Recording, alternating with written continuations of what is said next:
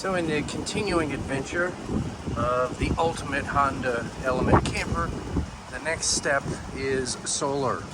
I recently took off the roof box and the water port. I plan to remount the water port maybe underneath. I have to talk to my mechanic if there's enough room or something, maybe on a bumper. I haven't figured that part out yet. But on the roof, it does look kind of dumb. This is what the car looks like, I guess, without anything on the roof. Now, what's new is this cheap Renogy solar panel. This is a 100-watt solar panel. They're very cheap. You can get them for 80 bucks.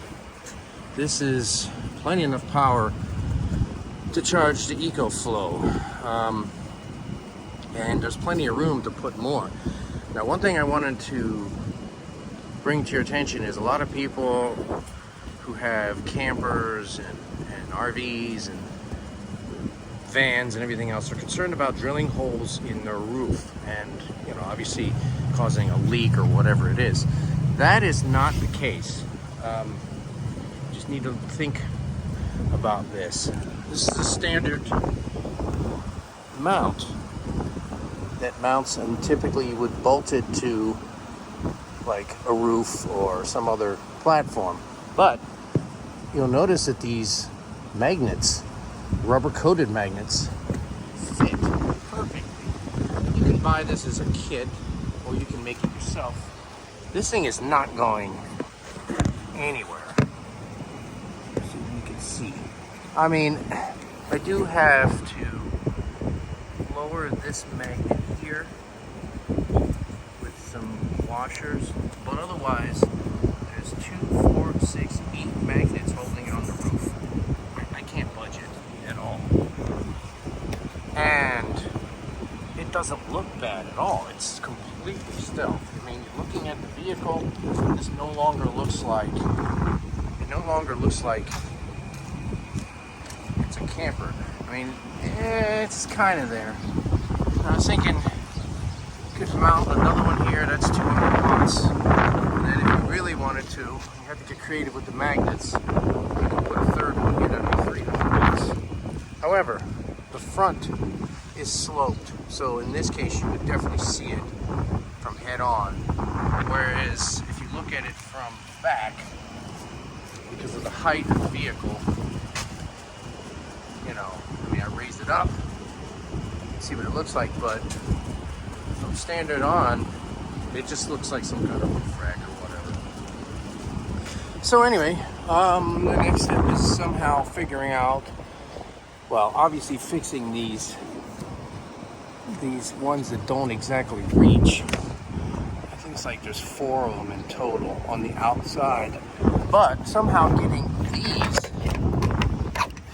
into the cabin, which I haven't thought about how. Probably could kind of run it in the door here. Wouldn't be exactly obvious here. But the other thing I was thinking is, this is the roof rack made by Thule, whatever, and it came with these little covers, and you can get in under and put the shit in here. But then again, I don't know how you would get into the cabin. Another thing I was thinking is maybe running it, that's too long, into here. I mean, the way it's situated right now, the roof rack is still usable. So if you want to throw a canoe up there or some other shit, you can easily do it. When you get there, take it off and still use your solar panel. And obviously, that's going to get better gas mileage. The question is where to put the water tank. I'm actually thinking that the water tank, I'll see if this will actually work or not. There is some space. I don't know if it'll fit. Yeah, it'd be kind of tough. It's not necessary to have an 8-gallon water shower, but it is nice. So the other thing is, you know, I mean, you could put the water tank back here, and it only hangs to about so far out. But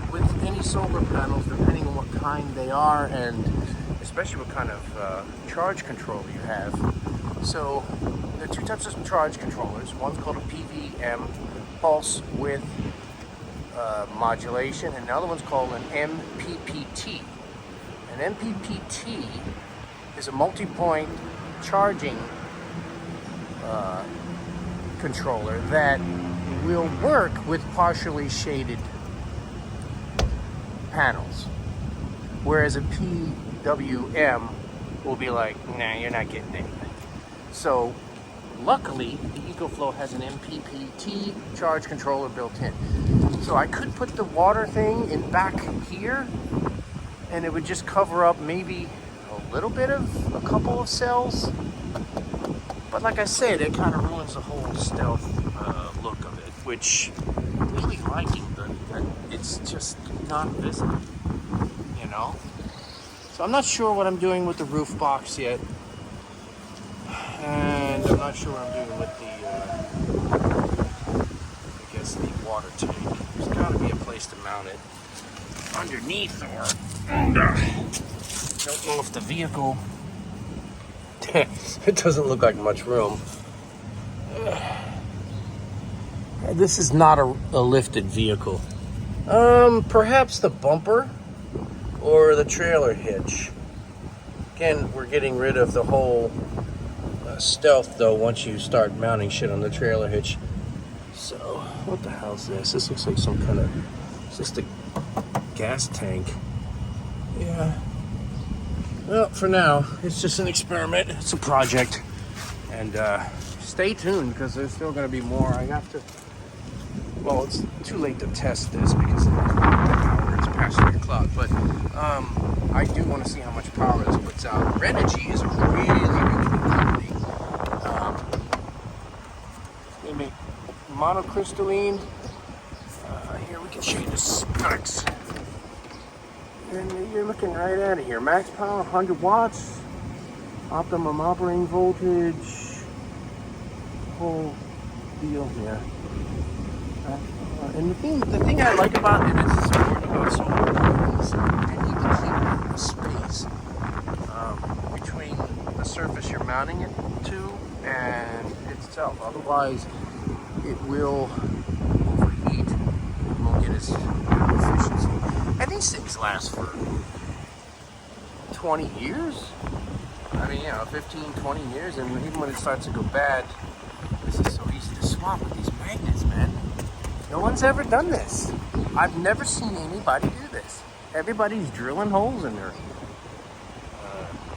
vehicle and their campers. Why? Maybe campers are made of aluminum. I don't know. But this is steel. So it works great. So thanks for watching.